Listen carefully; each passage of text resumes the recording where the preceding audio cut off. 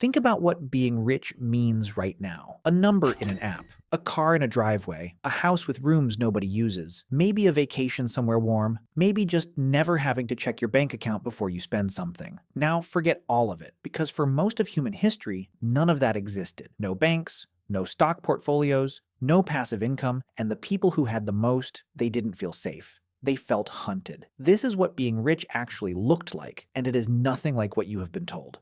The first wealthy humans didn't own gold. They owned cattle. 10,000 years ago, before coins, before markets, before any of the systems we built to measure value, wealth was measured in living things. Cattle meant food when crops failed. Cattle meant milk, leather, labor. Cattle meant you could feed your family while your neighbor watched his children starve.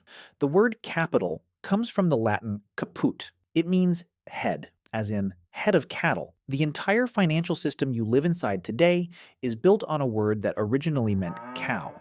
But cattle were just the beginning, because once humans figured out that some people could own more than others, they immediately figured out the next thing.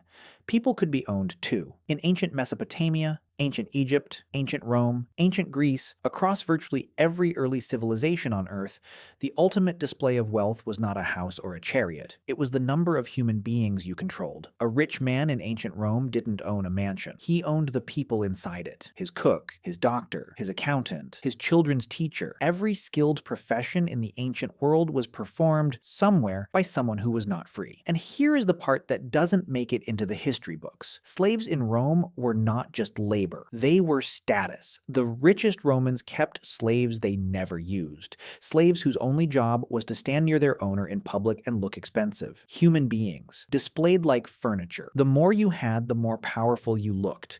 The more powerful you looked, the safer you were. Because safety is what ancient wealth was actually buying. Not comfort, not luxury, not happiness. Safety. In the ancient world, if you were poor, you were one bad harvest from starvation, one fever from death with no one to help you, one raid from losing everything, including your children. Being rich meant you had enough stored grain to survive what killed everyone around you. It meant you had men with weapons who answered to you. It meant when the king needed something, he came to you first, which meant he was less likely to take everything you had. Wealth was armor, and you never felt like you had enough of it.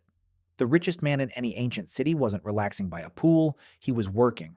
Constantly, building alliances, paying off rivals, marrying his children into families that could protect him when things went wrong, because things always went wrong. Being rich in the ancient world was a full-time job with no days off and a very violent termination package. Now here is where it gets strange, because once you had enough to survive, the ancient rich didn't stop. They kept going, into territory that is hard to explain. The Roman Emperor Elagabalus served his dinner guests dishes made entirely from one color. One night, all white food. Another night, all green. He fed pearls dissolved in vinegar to guests he disliked, just to watch them drink money. He reportedly suffocated dinner guests under a shower of rose petals released from a false ceiling. This was not insanity. This was a message. I have so much that I can destroy it in front of you. I have so much that the rules do not apply to me. I exist in a different world than you do. Ancient Egyptian pharaohs were buried with full-sized boats. Not models, not symbols. Real boats. Sealed underground. Boats they would never sail. Because the statement wasn't about the boat. It was about being the kind of person who could afford to bury one. In ancient China, wealthy nobles were buried with entire households. Servants. Musicians, concubines, sometimes alive. Your death was an opportunity to prove that even in the afterlife, you would outrank everyone around you.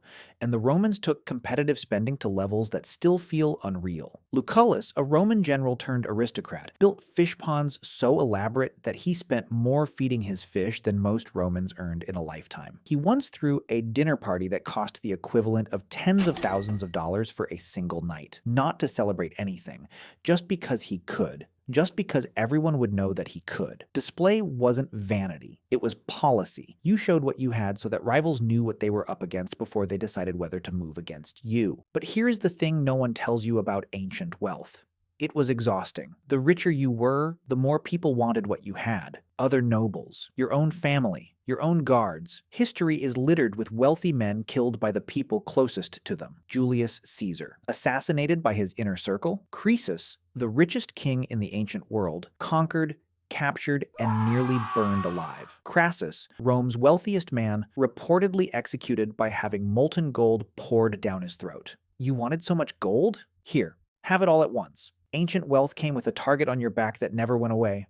You couldn't trust your food. Tasters existed for a reason. You couldn't trust your doctors. You couldn't trust your wives or your sons. The higher you climbed, the more completely alone you became. Surrounded by people, trusted by none of them. And yet they kept climbing because the alternative was worse. In the ancient world, being poor wasn't just uncomfortable. It was dangerous in ways that are almost impossible to imagine from where you are sitting right now.